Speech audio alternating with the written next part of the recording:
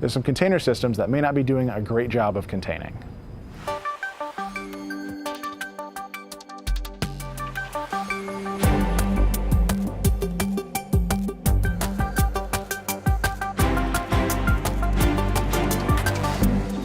So, Matt, I hear that you've got a story for us today, talking something about a vulnerability against Docker. Yep, so it's actually a vulnerability against a family of different systems that use the same runtime underneath it. So Docker, Kubernetes, there's a couple others, but I think Docker and Kubernetes are the ones most people know about.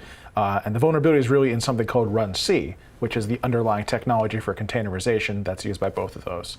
And the vulnerability is basically a way for a bit of code running within a container to get root outside the container, which is a very bad thing.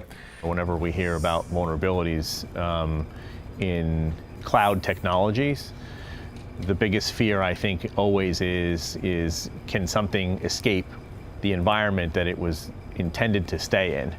So the real problem is that there's a way for that code to reach out and overwrite that RunC executable, which runs with elevated privileges. So obviously this is a problem.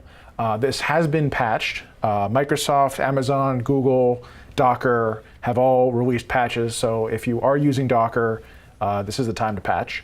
And really the impact of this is that beforehand, the whole point of containerization would be not only to package up an entire system of parts and tools for something you've written code for and run it anywhere, but also there was this assumed separation between that container and the operating system outside of it. Right. And clearly this breaks that.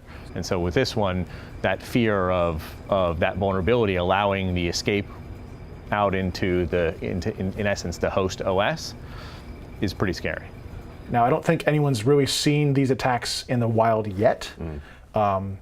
It's sort of a different attack approach than like somebody scanning the internet for network vulnerability, because you actually have to grab this code, bring it to your own system, and run it there.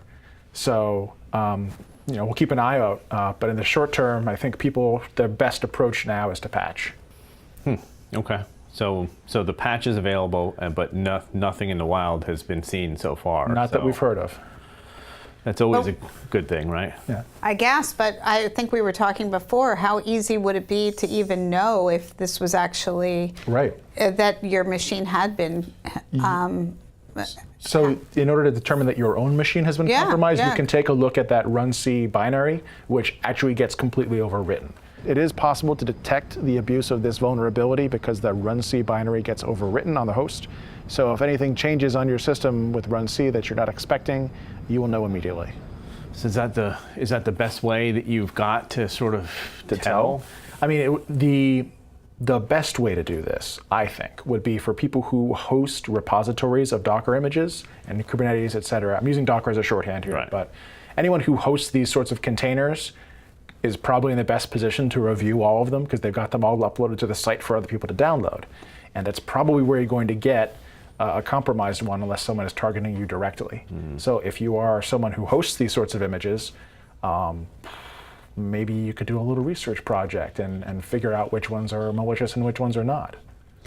But you said some of the major players have already said that they've downloaded the patches. So, that's correct. So you know that you're safe, like Google, as you said, has patched their own. If you're hosting your images, if you're hosting these containers on somebody else's platform, chances are they have been patched at this point. Right. If you're running them internally on your own systems, that's where you should be taking pains to patch. Right. Yeah, I guess that's always the best advice here, is just to ensure that your stuff is patched. Yeah. Well, if you're running something that does file system monitoring to check if anybody's changed critical files, adding RunC to the list will give you some visibility as to when it's happening. But you may as well patch at that point, in my opinion. Yeah. There is also a mitigating factor that the namespace within the container and outside the container have to be identical, and that's not typically done. It's a misconfiguration.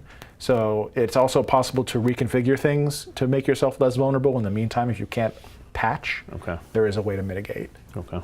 Interesting. All right. I guess we got to keep an eye on this one then. Sure.